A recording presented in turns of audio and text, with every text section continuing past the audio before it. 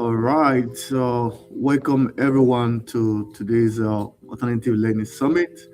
Good afternoon, and I'm Dr. Saritin Agbonova, the convener of this event. I'm honored to kick off today's event with you all. And as we step into 2026 and reflect on some of the wins of 2025 and look back some of the things that we've done in terms of promoting alternative form of learning. So we have another event today on the theme personalized form of learning. Personalization isn't just a trend; it's a key to unlocking the true human uh, uh, potentials. So let's dive into this area. Let's explore some of the potentials that people could actually gain in terms of other form of learning. Because in the next an hour, we're going to hear from our incredible speakers who is going to engage us in thought-provoking discussion and discover how we are leading this change in terms of adaptive form of learning. So in order to do this, I'm going to invite our moderator for today's event, Fortunate, who is going to introduce our speaker and also share more light on today's event. So you're welcome to the podium. Thank you so much. Hello, everyone. I hope you're all doing well. Thank you for joining today's Alternative Learning Summit. The topic for today is Reimagining Success, where we will be diving deep into personalized path for you. My name is Fortunate Zama. I will be moderating today's event. And today we are joined by two speakers, Dr. Dwight Sherrod Riddick and Tristan Helm. Dr. Dwight Sherrod Riddick is an international speaker, associate consultant, and an executive leadership coach. And he's supposed to touch up on the importance of microlearning and skill stacking. And then Tristan Ham is also a speaker, an international speaker to be exact, and he's also a coach. He's an international speaker, coach, and an author, and he's supposed to dive deep into the topic of emotional intelligence. I'm not sure if Dr. Dwight has joined, but if he's already joined, can you please start?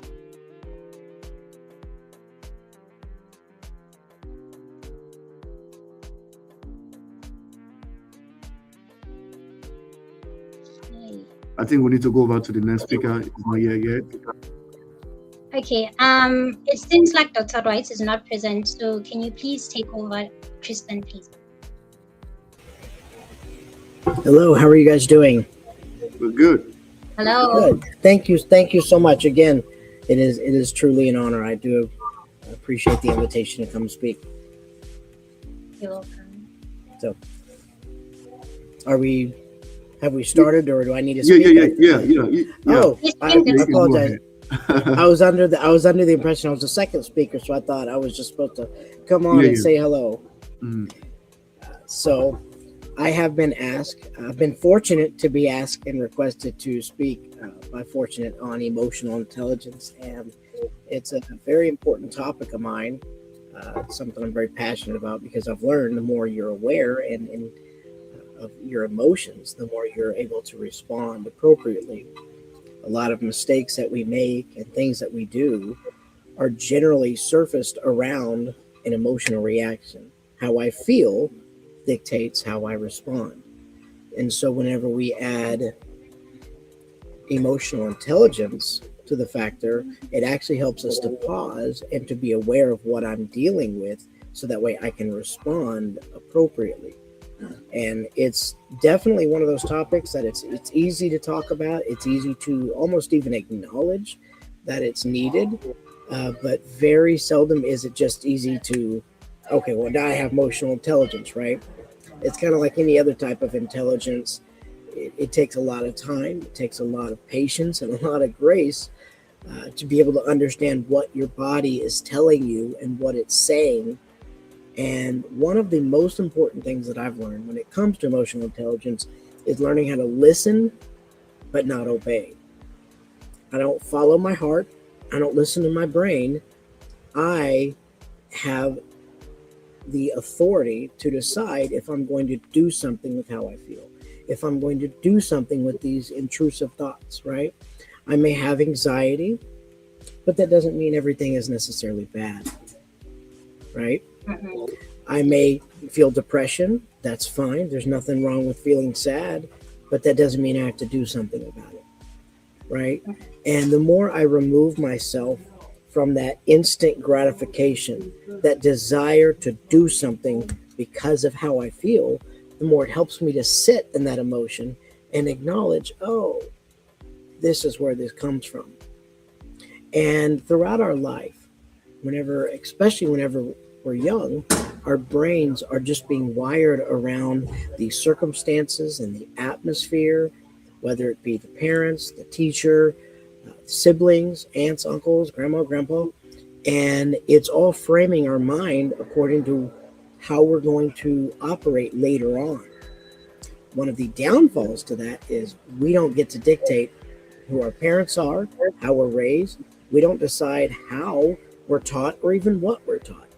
So therefore, the things that happen to us, we just respond the way we were programmed to respond, right? We do what we were told to do or what we were shown to do. And whenever we can take a step back and say, I need to fix this.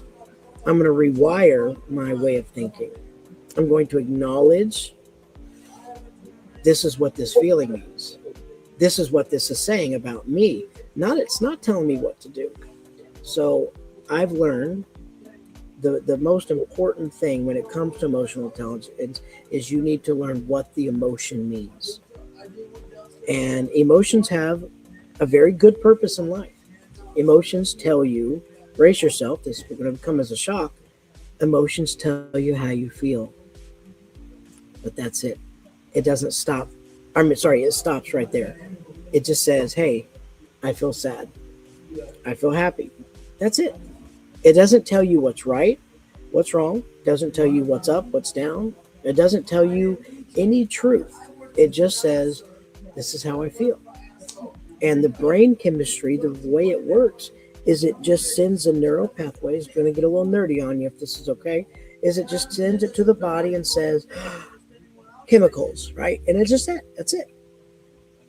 And so the most important step to emotional intelligence is understanding what is my body telling me. That's it. Once I learn that, I can then adjust and then discipline myself to, do I need to respond or do I need to wait? Should I jump into action or should I not jump at all? Right? Very simple things, but simple is not always going to be synonymous with easy, right? Riding a bike, very simple. You pedal, you steer, you keep balance. Riding a bike uphill, a steep hill, very difficult. And so whenever we grasp that concept that it's okay to feel the way I feel, I just don't need to respond. And it's easy to do that. I will be the first to say, whenever you're fine, whenever you feel safe. Sorry, I'm at a library, so I'm trying to. My table is little uneven. But what was I saying? Oh, so whenever everything is copacetic, it's good. Then it's easy to be able to say, yes, I agree. I should be vigilant and not responding. But here's the problem. When you get in the heat of battle, whenever you get into the spur of the moment, the exhaustedness of the physical body, the high, the intensity of the emotion, the more that drive is to do something. So, and this is where I tell people, you've got to have grace with yourself. Because your emotions are telling you something, but they're not telling you to act. Your muscle memory is telling you, because I feel this way, I need to do this.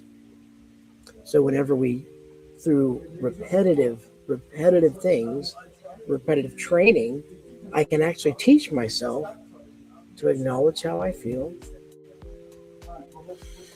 take a deep breath, and then act, or refrain from acting. So as human beings, our emotions are generally going to be the driving factor in a lot of our decisions. And I've said this before, I'm just trying to reiterate this. However, those emotions are driven, so our actions are driven by our emotions, but our emotions are factored in from the way we see it. So again, we just, like math, we're just going to go back in the equation. Okay, I feel this way. What's causing that thought? Okay. And I will say, as human beings, we have the consciousness to think about thinking. Our prefrontal cortex, which is active in, do I want a pizza or do I want a hamburger for lunch, can also be going, am I even hungry? What's going on? What's happening? Like, it can think about it while it's doing other things. So we can actually think about what we're thinking about. And it makes us very powerful individuals or very dangerous. All by this simple notion of we just respond rather than wait. So here's what I'm saying, because I want to get straight to the point. I don't believe in talking forever. I don't believe in being long-winded. Our attention spans generally aren't long enough to retain all that information, but I do believe in the principles and the simples.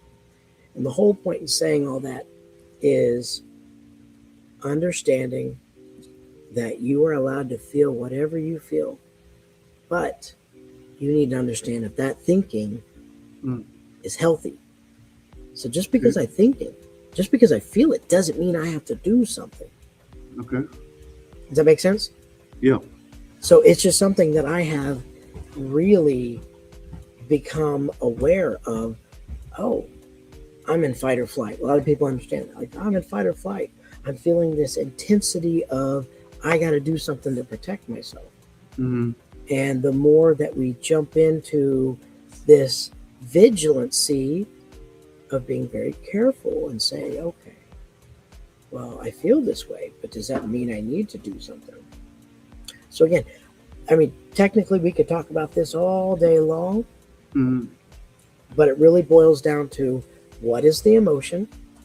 Okay. What is that mode of thinking that's causing that emotion? Okay. And is that something I should change? Okay. Because not every emotion is good. Not every thought is good. Okay. Right? For instance, I'll use this and then I will be done. I'm a married man. I adore my wife. She is my rock. Next to Jesus, she's my everything. Okay. But I'm also a human being. I'm also a man. And there are other ladies that show me attention. And I have to be very careful. Just because I enjoy that attention doesn't mean it's okay to do something about it. Okay. I've got to, that's not healthy thinking. I need to protect myself. I need to protect my mind. I need to protect my heart. Okay. So now, instead of allowing my thoughts to run free and allowing my emotions to flow, I'm going to refrain and I'm going to say, no, that's not good. I'm going to think differently. And when I think differently, I feel differently. And that is emotional intelligence.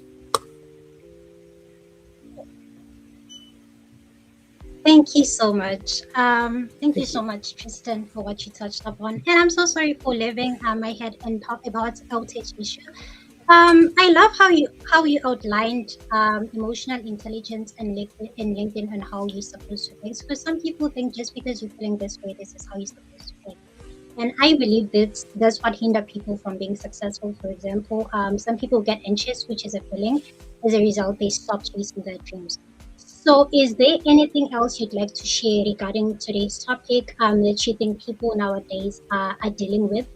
And you think you can advise them on how to act on that to be able to reach their journey? Absolutely. The only thing I can offer two things. The first thing is, and this should be a non-negotiable, you need to have somebody to help you with it. You should never have to deal with it alone. Emotional intelligence usually requires some type of instructor or coach or mentor. Again, this should be a non-negotiable. If you want to grow in your emotions, if you want to become emotionally intelligent, you need to understand what that is. And the best way to understand it is someone who knows what they're talking about. The second thing is, I do that. I offer that. I don't charge very much. I charge what's necessary. But if you Google my name, Tristan Helm, or as my name is titled right here, Helm Mastery, that brings up all my information. That brings up how to set an appointment with me. That brings up what I do, who I've helped, how I've helped, has testimonies, pretty much has everything. You type in Helm Mastery right there, and it'll pull everything up that is what I do. Thank you so much. And again, thank you so much for the opportunity to be able to come and share my heart. You're welcome. Thank you so much. Yes, ma'am. Now we're moving back to Mr. Osaratin. Can you please share some words with us also?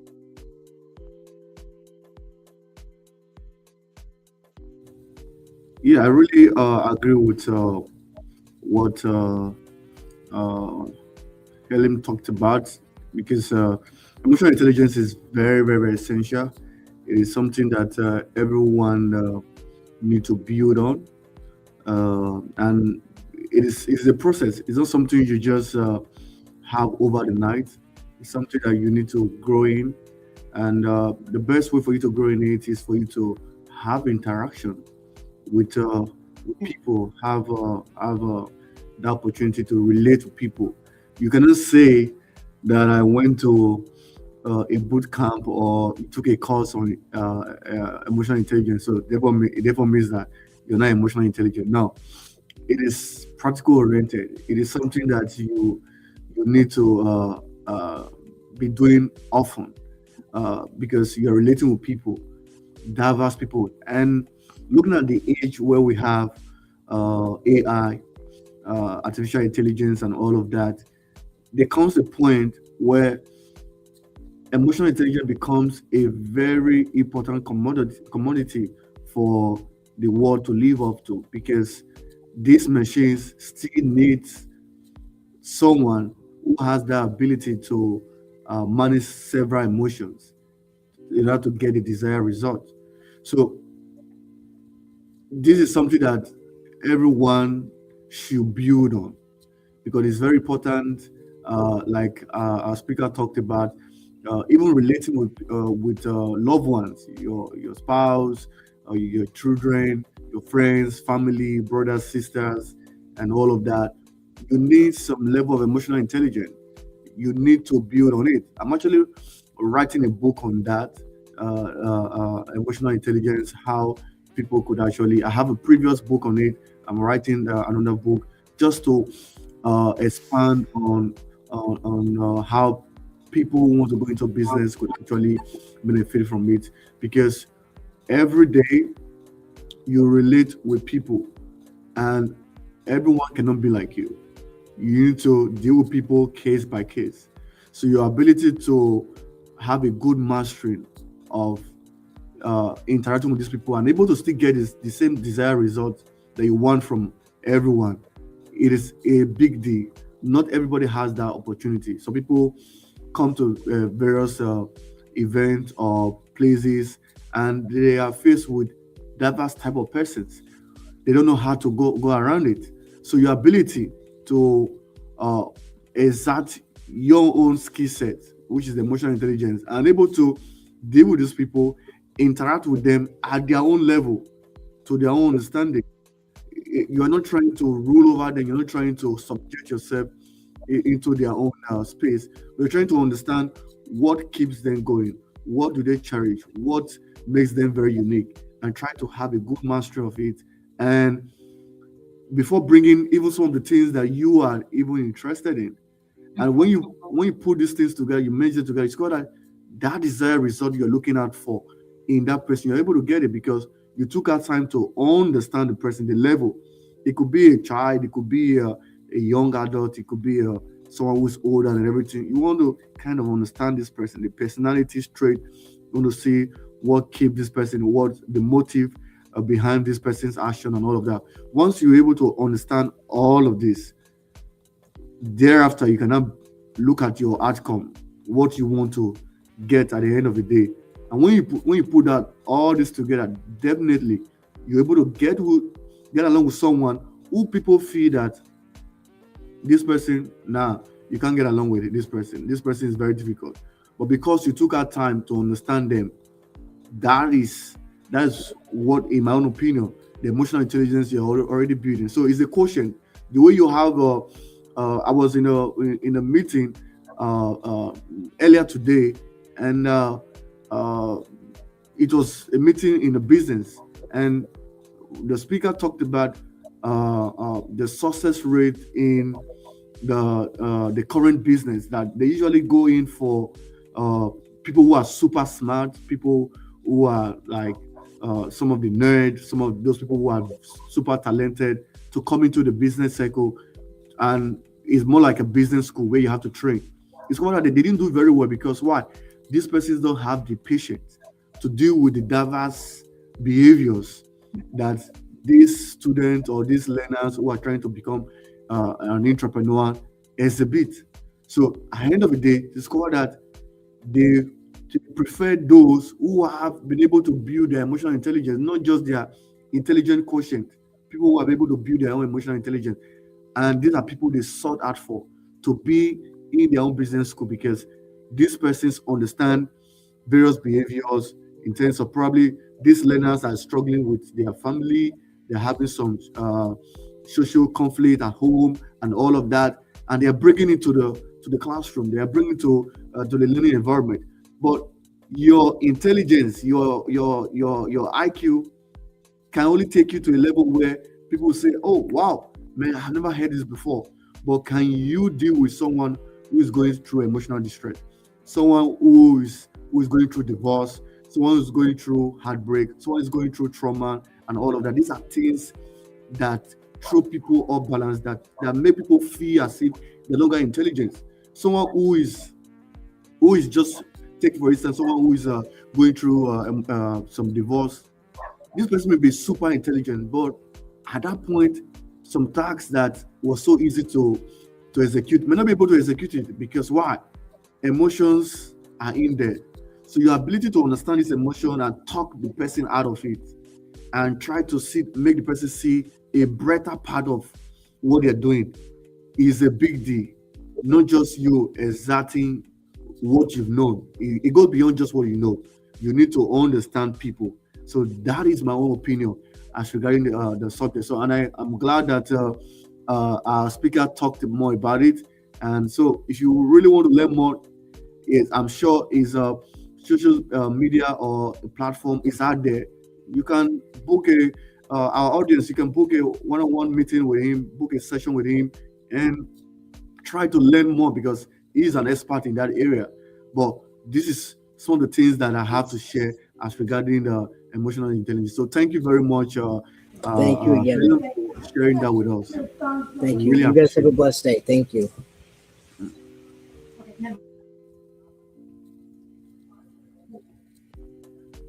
Thank you so much, Mr. Osaratin. Are there any questions you'd like to ask Mr. Tristan before he leaves? Because I noticed that he said he has something to attend. Yeah, there are some few questions that we got from some of our audience who were able to send the question ahead of time. So I'm just going to read out. So this is coming from Facebook. It's a power. It says, how can online learners recognize and manage their emotion when faced with challenging coursework or technical issues? This is coming from Facebook. Yeah.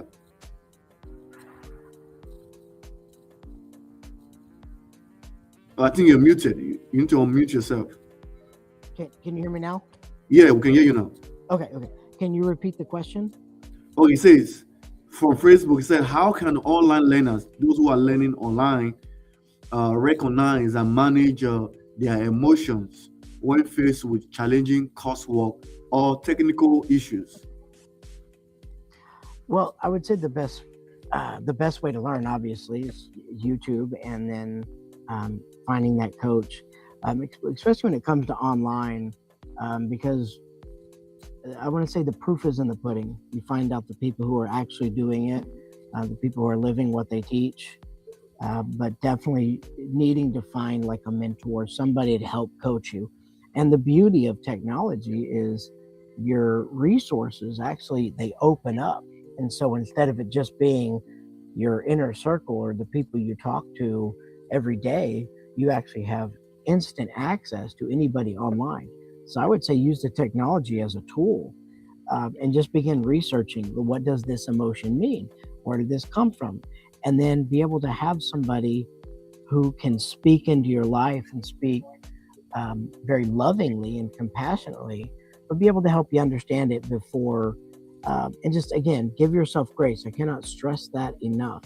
That you should always have grace with yourself when it comes to learning this, because you're going to mess up. You're not going to get it all right. You're going to have those outbursts or those instant decisions that you make, and you got to be very patient with yourself, and I want to say love yourself enough to say, you know what, it's okay, I did this wrong, but I'm going to learn next time.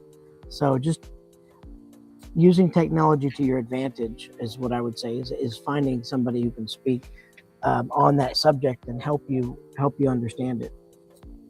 Okay. All right. Thank you so much. There's Thank also you again. another question for you. This is coming from YouTube. It said, can emotional intelligence be effectively taught through online courses? I think I shared a little bit on this. Or is it better developed through in-person interaction? So this is just my preference. I prefer person-to-person interaction, because when you're with a human being, you can actually feel what they're feeling. You can talk with them and to see the facial expressions, the body language. But that's not always a realistic expectation. Like, it's not always, it doesn't have to be. Let me say that. It doesn't have to be in person. It's very helpful, but no, absolutely. Using technology like Zoom or StreamYard or even just Facebook chat, you can, if you have a relationship with that individual who's helping you, you can just be friends on Facebook and use that. So no, technology has come a long way, and it definitely opens up a pathway to get the help that you need. Okay. Hence why I have a website, and how anybody can go to my website and book an appointment with me for free. Yeah, thank you so much for that. I think just to add to that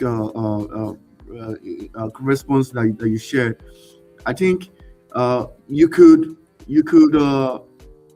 go online for the person who asked that question. You go online, you could take this course, but know that the actual emotional intelligence we're talking about has to deal with people. So the courses will just going to kind of give you a glimpse of what emotional intelligence it is, just some theoretical words, some of the techniques, some of the words, and all of that, the terminologies, so that when you experience it dealing with people, you can easily recognize. So you could do both, but don't forget that the main emotional intelligence we talk about is you interacting with people, and you cannot say you'll be able to build the emotional quotient by just one person. You have to deal with people. You have to deal with people who are complicated, people who are very, very tough, so that you can build your questions. So thank you very much, Helen, for sharing that. But we have another question again. This is coming from Facebook. It said, what warning signs should learners look at there if they are struggling with emotional well-being, and where can they seek support? So obviously the support comes from the coaching and the mentorship, but the early signs that you can look for is how intense the emotions are quickly. Like, how quickly am I getting upset? Okay. Why would I be upset about, such and such? Like, just evaluating, constantly constantly evaluating what you're feeling and where it could be coming from. Okay. And so my best answer would just be, look, the more you evaluate yourself and the more you evaluate what you're feeling, the more you are likely to be slow to respond and to evaluate, because it'll become a muscle memory. You'll be able to look at what you feel before you begin to respond, as opposed to, oh my goodness, why did I punch that person? Why did I yell and scream at them? So just taking your time and evaluating and being very vigilant in how you feel. Okay, that's good. Uh, there's also another question. Uh, this coming from LinkedIn. Oasis said, "How can online learning platform be designed to promote emotional safety, belonging, and community among learners?" I would say accountability. The more people that you have in your life that are helping you in this journey, the more people that you are helping or not helping, the more people that are helping you understand it, the better off you're going to be. And again, Okay. that's why I've come to really enjoy technology because it becomes a very useful source of information and connection. Like I can connect with people all across the board. I mean, Okay. heck, without technology, we wouldn't be able to do this right here. Yeah. But it makes it accessible. So again, it's just using it to your advantage. It's being able to acknowledge that, hey, I need to learn this, and the more I learn, the better I'm going to become. Mm-hmm. Yeah. Yeah. You're right. You're right. It's there are so many tools out there that you could learn from. I'm also glad that you said your website is open for people to try to get to know you, try to see what you're doing, incredible job you're doing, and Thank you so see much. how they could also book a session. So you don't have any excuse. So Mr. Hem's platform is also one of those online platform that is designed to help people. So you already have seen someone who is right here before us who is doing that stuff. So your question is actually directed to what he's actually doing. So reach out to him. You can go on our Eventbrite website to see to get his LinkedIn and other stuff so that you could get an interaction. So thank you so much for sharing that. And we have another question. Uh, says this from LinkedIn. Said, what strategy can instructors or mentors now use to build emotional intelligence in an online platform? I think this question is directed to like for someone who want to build an online platform, just like you have. What strategy will those person need to put in to build emotional intelligence? Since emotional intelligence, we're able to agree that it is more of person-to-person interaction. But for someone who is living from afar, who want to actually build, create an ecosystem, a community where people could actually start learning some of the ways they can build emotional intelligence, what strategy can that person, an instructor, a coach, or a mentor use? So I would suggest being able to build up a strong why. Like, why am I doing this? Why do I want to be a mentor? Why am I so passionate about this? Because whenever you have that why, there's always going to, it is inevitable. You're going to have days when you don't want to do it, when you don't want to mentor somebody, when you don't want to show up for that meeting, when you don't want to post that picture or that inspirational quote, or you don't want to talk to people. But if you have a strong why, it will actually help you push past that and to do it anyways, which again comes down to emotional intelligence. Is that you understand, I feel this way. It doesn't mean I'm going to do it though. Or it doesn't mean I'm not going to do it. I'm feeling drained and tired, so I'm going to replenish myself, but I'm going to go ahead and do that post. I'm going to go ahead and make that call. I'm going to go ahead and follow up with that appointment. So emotional intelligence can actually help you build the business because you'll understand what it's saying and what each emotion means. Right. Sorry, the question is just coming. The question was supposed to be thrown at random. Moderator is having some technical issues. The question. I think I've asked this question. Since you want to look at it, I'm struggling with. Okay, I think I've asked this question.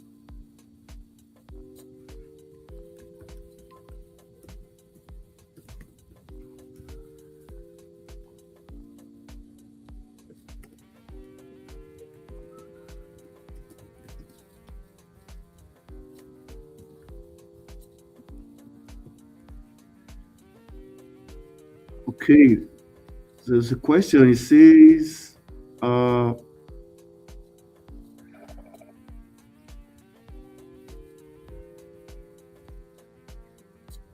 so what role can AI power to play in supporting emotional intelligence? I think this person with the AI stuff is asking what how can AI power tools play in supporting support emotional intelligence development in online learning platform? Um, so this is one of my not so strong areas, so I don't have the best answer Okay, for it. okay, okay, Yeah, it's I don't use AI that much. I really don't. okay. Yeah, okay. I maybe I could try to respond to that question because AI is one of my areas. So I Awesome. think, yeah. So I think to that person who's asking that question, tools, what the AI tools can actually do for you is in two forms. The first form is uh, to give you like an opportunity to see some of the more of the theories, like some of the theories behind how people could actually build emotional intelligence. Another way the AI tools can actually do is to stimulate an environment where you see somebody who is actually like growing in that emotional intelligence, to see what step, what strategy the person is doing. So let me now emphasize on the first part of it, which is the online. Is more of like you going on course area, or you going to Udemy, or going to some of these micro learning platform where you go and take a course on emotional intelligence. So AI tools could actually be built to give you the opportunity to give you like a foundation, but another AI tool will give you the stimulated environment where you see somebody, you could connect to your device, and that device could actually stimulate your mind to see how people could actually build their own emotional intelligence. Those tools are already out there. So it is something that you could make a research on. AI is still very, very novel. You see a technology that is still evolving, but that's one of the extent at which AI could actually do for you. And if you also want to have like a form of an engaging, if you want to like ask question, you could also use the chat box, which could actually provide resources, give you opportunity for you to build your own emotional intelligence. So I don't know if that is able to respond to that question, but these are some of the extent at which AI could actually help in building emotional intelligence.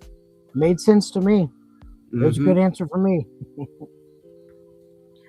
I do have to get off here though. I have a prior engagement that I need to go take care of.